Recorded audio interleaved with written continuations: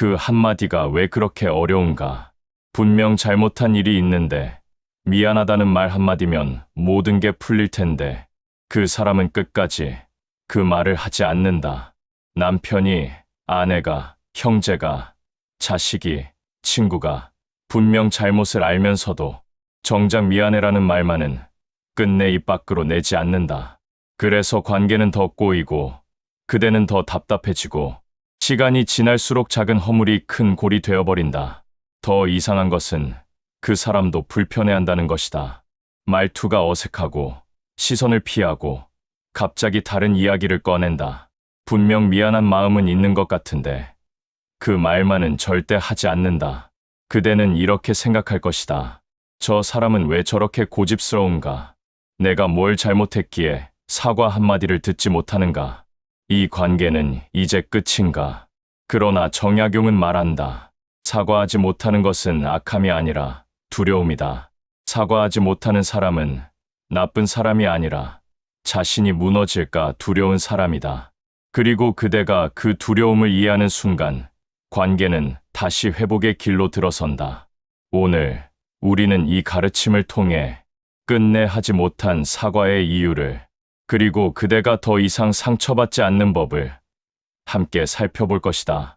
이 이야기를 끝까지 듣고 나면 그대는 더 이상 답답해하지 않을 것이며 관계는 조금씩 그러나 분명하게 회복의 길로 들어설 것이다. 이제 시작하겠다. 사과를 하지 못하는 것은 단순히 성격이 나빠서가 아니다. 저 사람은 원래 그래. 성격이 그런 거야. 많은 사람들이 이렇게 말한다. 하지만 정약용은 다르게 보았다. 사과하지 못하는 것은 근본적으로 성격의 문제가 아니다. 여기서 흥미로운 사실 하나. 사과하지 못하는 사람들에게 물어보면 대부분 이렇게 답한다. 나도 미안한데 그냥 말이 안 나와. 사과하고 싶은데 입이 안 떨어져. 본인도 괴롭다는 것이다. 그렇다면 대체 무엇이 그들의 입을 막는가? 당신도 기억하듯이 정약용은 마음에 두 가지 자리가 있다고 했다. 하나는 도심, 옳고 그름을 아는 본래의 마음. 다른 하나는 인심, 욕망과 두려움이 자리한 감정의 마음. 착한 사람도, 나쁜 사람도, 그대도, 나도. 문제는 어느 쪽이 더 크게 작동하느냐다. 사과를 못하는 사람은 자기 이미지를 지키고 싶은 욕망, 책임을 지고 싶지 않은 두려움, 감정을 드러내는 것이 두려운 마음, 이런 인심이 옳은 일을 해야 한다는 도심을 가려버린 것이다. 그래서 이상한 일이 벌어진다. 그들은 안다. 자신이 잘못했다는 것을, 상대가 상처받았다는 것을 머리로는 알지만 몸이 거부한다. 입이 열리지 않는다. 마치 투명한 벽이 가로막고 있는 것처럼. 왜 그런가? 사과를 패배로 해석하기 때문이다. 그들의 머릿속에서는 이런 생각이 순식간에 지나간다. 내가 미안하다고 하면 내가 진 거야. 사과하면 내가 더 나쁜 사람이 되는 거야. 인정하면 앞으로 계속 나한테만 잘못을 떠넘길 거야. 이 생각들이 0.1초 만에 입을 다물게 만든다.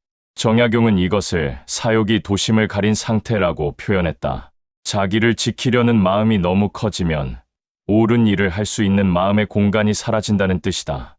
그래서 어떻게 되는가? 사과는 하지 못하고 변명만 늘어난다. 내가 그런 의도는 아니었는데 너도 그랬잖아. 나도 힘들었어.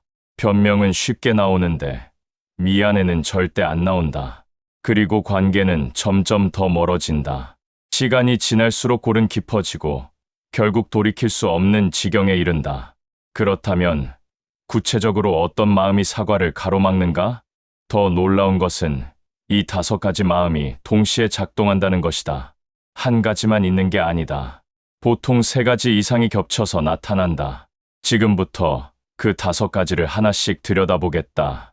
이것을 알면 그대는 사과하지 못하는 사람을 이해하게 될 것이고 그대 자신의 마음도 들여다보게 될 것이다. 왜 미안하다는 말을 못할까? 사과, 회피, 심리 5가지. 첫째, 자기 이미지 붕괴에 대한 두려움. 사과하지 못하는 사람의 가장 큰 특징은 나는 잘못하지 않는 사람이라는 이미지를 지키려 한다는 것이다. 그들은 스스로를 착한 사람, 옳은 사람, 배려하는 사람이라고 생각한다. 그런데 잘못을 인정하면 그 이미지가 무너진다. 내가 잘못했다고 인정하면 나는 나쁜 사람이 되는 거야. 이런 생각이 사과를 가로막는다. 예를 들어, 한 아버지가 있다. 그는 평생 자식들에게 나는 너희를 위해 모든 것을 희생했다고 말해왔다. 그런데 어느 날 자식이 말한다. 아버지, 그때 그 말씀 때문에 제가 상처받았어요. 아버지는 당황한다. 내가? 언제? 자식이 구체적으로 말하자 아버지는 화를 낸다. 너는 내가 얼마나 힘들게 너를 키웠는지 모르는구나. 사과 대신 변명이 나온다. 왜 그런가? 아버지는 좋은 아버지라는 자기 이미지를 지키고 싶기 때문이다. 만약 사과하면 나쁜 아버지가 되는 것 같다. 그래서 사과할 수 없다. 정약용은 이것을 자기를 아끼는 마음이 지나치면 허물을 가리게 된다고 표현했다. 사과는 이미지를 무너뜨리는 것이 아니라 더 단단하게 만드는 것인데 그들은 그것을 모른다. 둘째, 책임을 지는 것을 부담스러워함. 사과하지 못하는 두 번째 이유는 사과하면 뭔가를 해결해야 한다는 압박감 때문이다. 미안하다고 하면 이제 뭘 해줘야 하는 거 아냐? 사과하면 내가 계속 책임져야 하는 거 아냐? 이런 생각이 사과를 막는다. 예를 들어, 한 남편이 있다. 그는 약속 시간에 늦었다. 아내가 서운해한다. 하지만 남편은 미안해라고 말하지 않는다. 대신 이렇게 말한다. 회사 일이 갑자기 생겨서 어쩔 수 없었잖아. 변명이다. 왜 사과하지 않을까? 남편은 생각한다. 미안하다고 하면 다음에도 늦으면 안 되잖아.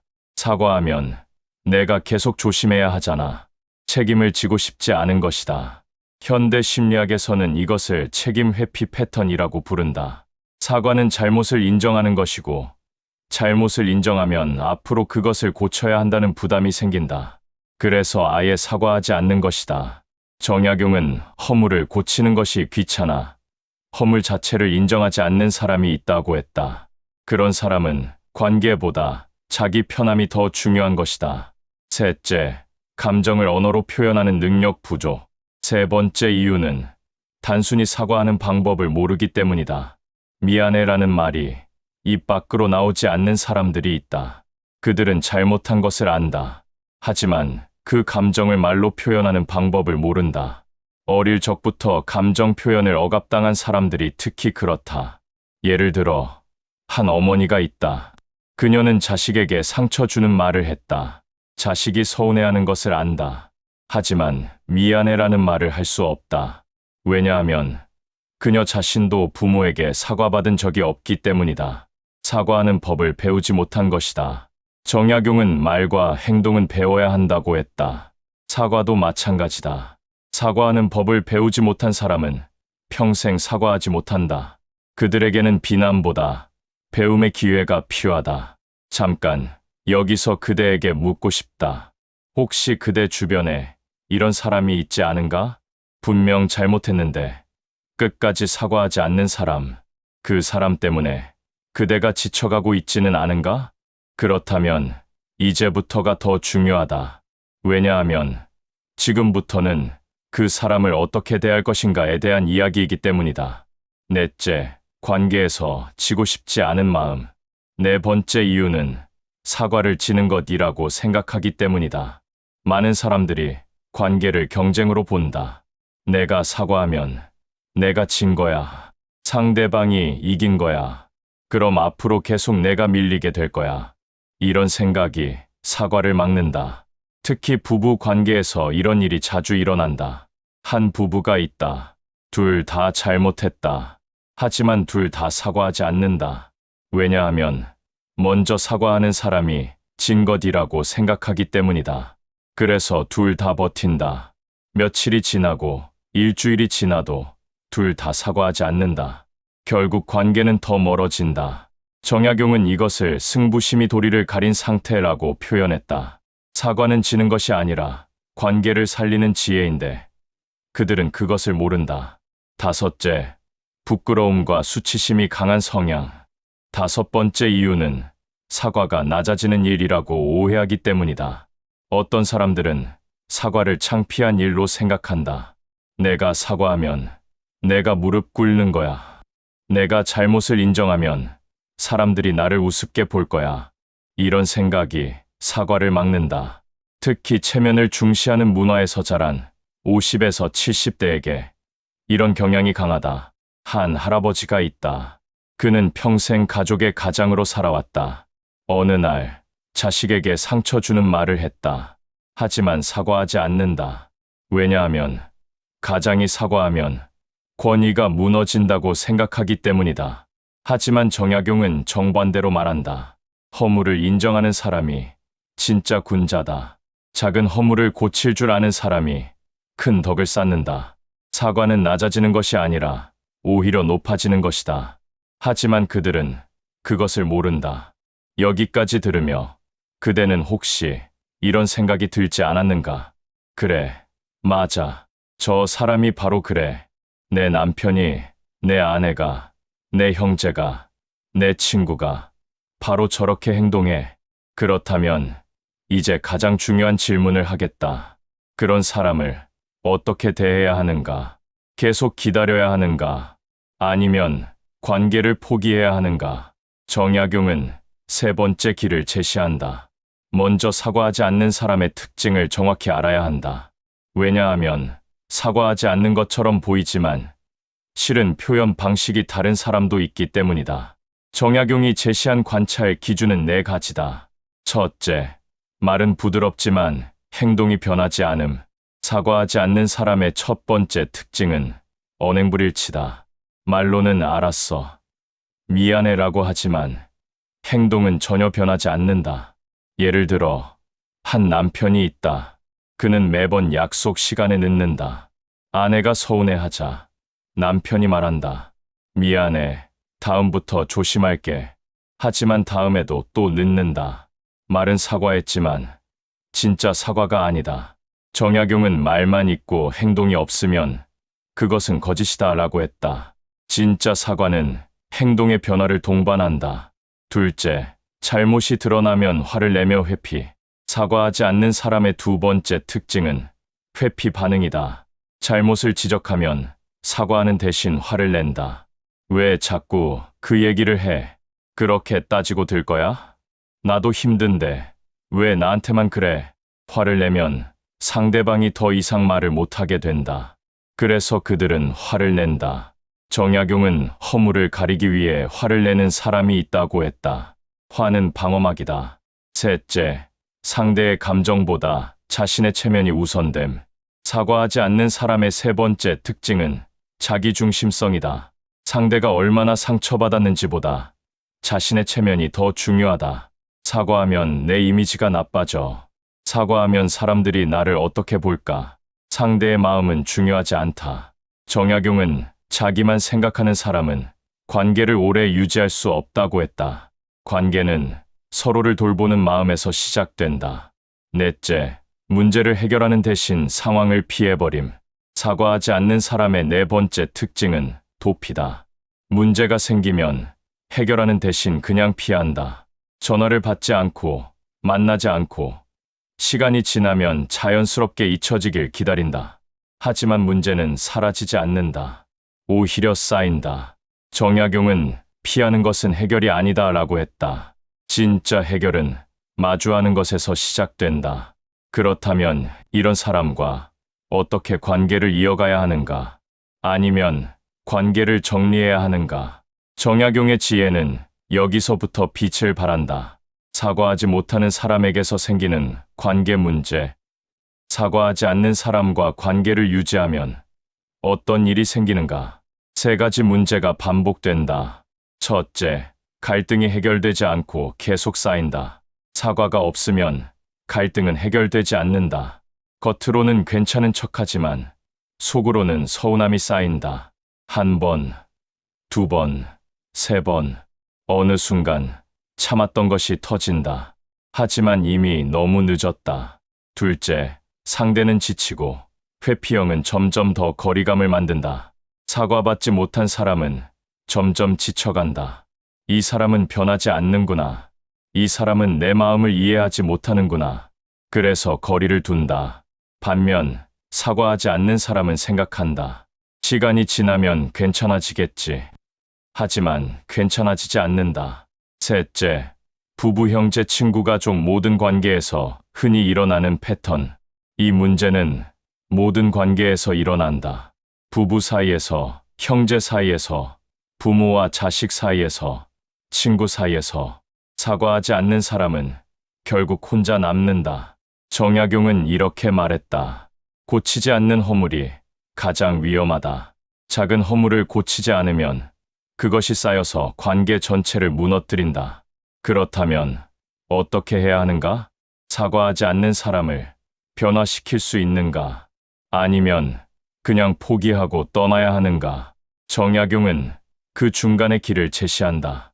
정약용은 사과를 감정의 문제가 아니라 도리의 문제로 보았다. 사과는 옳은 일이기 때문에 해야 하는 것이다. 감정적으로 미안해서가 아니라 도리상 그래야 하기 때문에 하는 것이다. 정약용은 이렇게 말했다. 허물을 인정하는 것은 겸손이 아니라 관계 유지의 기술이다.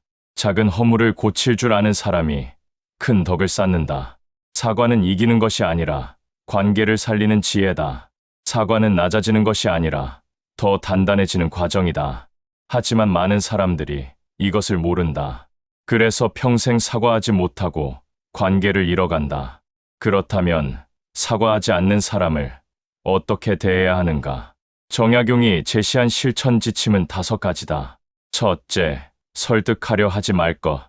사과 회피형은 논리로도 감정으로도 설득할 수 없다. 왜 사과를 안 해? 내가 얼마나 상처받았는지 알아? 이런 말은 오히려 역효과를 낸다. 왜냐하면 그들은 더 방어적이 되기 때문이다. 설득하려 하지 말고 그냥 사실을 말하라. 나는 그때 상처받았어. 나는 그 일이 불편했어. 그것으로 충분하다. 둘째, 감정을 짧게만 표현하고 단정은 피하라. 감정을 표현할 때는 짧고 명확하게 나는 이렇게 느꼈어. 나는 이런 마음이었어. 하지만 단정은 피하라. 너는 항상 그래. 너는 변하지 않아? 이런 말은 상대를 더 움츠러들게 만든다. 정약용은 절제된 말이 관계를 지킨다고 했다. 말을 아끼는 것도 지혜다. 셋째, 거리를 두고 경계를 세우기. 사과하지 않는 사람과는 거리를 두어야 한다. 지속적인 친밀함은 그대를 지치게 만든다. 정약용은 해로운 사람과는 가까이 하지 말라고 했다. 가까이 있으면 계속 상처받는다. 거리를 두면 마음이 편해진다. 넷째, 기대치를 최소화하기. 사과를 받으려는 기대를 내려놓아야 상처가 줄어든다. 이 사람은 사과하지 않는 사람이구나. 이 사람에게는 기대하지 말아야겠구나. 이렇게 생각하면 마음이 편해진다. 정약용은 기대가 크면 실망도 크다고 했다. 기대를 내려놓으면 서운함도 줄어든다. 다섯째, 변화 가능성을 냉정하게 판단하기. 모든 사람이 변할 수 있는 것은 아니다. 어떤 사람은 변하고 어떤 사람은 변하지 않는다. 정약용은 고칠 마음이 없는 이는 멀리해야 한다고 했다. 변화 가능성이 있는 사람에게는 시간을 주어라. 하지만 변화 가능성이 없는 사람에게는 거리를 두어라. 여기까지 듣고 나니 그대는 어떤 생각이 드는가? 혹시 그대 자신도 사과하지 못했던 순간들이 떠오르지 않는가? 그렇다면 마지막 이야기가 그대에게 가장 중요할 것이다. 지금부터는 나 자신을 돌아보는 시간이다. 정약용은 관계를 회복할 사람과 정리할 사람을 구분하라고 했다. 기준은 간단하다. 변화 가능성이 있는가, 없는가. 변화 가능성이 있는 사람의 특징은 이러하다. 잘못을 인정하지는 않지만 행동이 조금씩 바뀐다. 말로는 사과하지 않지만 태도가 부드러워진다. 시간이 지나면 스스로 반성한다. 이런 사람에게는 시간을 주어라. 정약용은 천천히 변하는 사람도 있다고 했다. 기다려주는 것도 사랑이다. 변화 가능성이 없는 사람, 계속 똑같은 행동을 반복한다. 화를 내며 회피한다. 상대의 감정을 전혀 고려하지 않는다. 이런 사람에게는 거리를 두어라. 정약용은 고칠 마음이 없는 이는 멀리해야 한다고 했다. 관계를 유지하는 것이 항상 옳은 것은 아니다. 오늘 해볼 작은 실천 한 가지. 오늘 그대가 할 수 있는 작은 실천을 하나 제안한다. 내가 사과를 받으려는 마음 때문에 힘들어진 건 아닌가 돌아보아라. 혹시 그대가 사과를 받으려고 계속 기다리고 있지는 않은가? 혹시 그대가 그 사람이 변하기를 기대하며 지쳐가고 있지는 않은가? 그렇다면 오늘부터 기대를 내려놓아라. 그리고 하나 더. 오늘 내가 미루어왔던 사과를 해보아라. 혹시 그대 자신도 누군가에게 사과하지 못한 일이 있지 않은가? 그렇다면 오늘 그 사과를 해보라. 정약용은 작은 허물을 바로 고치는 것이 큰 덕을 쌓는 길이라고 했다. 오늘 그 첫걸음을 떼어보라. 정약용은 이렇게 말했다. 허물을 인정하는 사람은 덕이 깊고 허물을 숨기는 사람은 허물이 커진다. 마음을 밝히면 관계는 자연히 맑아진다. 사과하지 못하는 사람을 원망하지 말고 그대 자신의 마음을 먼저 밝혀라. 그리고 사과할 일이 있다면 오늘 바로 하라. 작은 허물을 고치는 것이 큰 덕을 쌓는 길이다. 이것이 정약용이 그대에게 전하는 마지막 가르침이다. 오늘의 이야기를 마칩니다. 잘 들으셨다면 구독 꼭 부탁드립니다. 다음엔 더 좋은 이야기로 찾아오겠습니다. 오늘도 행복한 하루 되세요.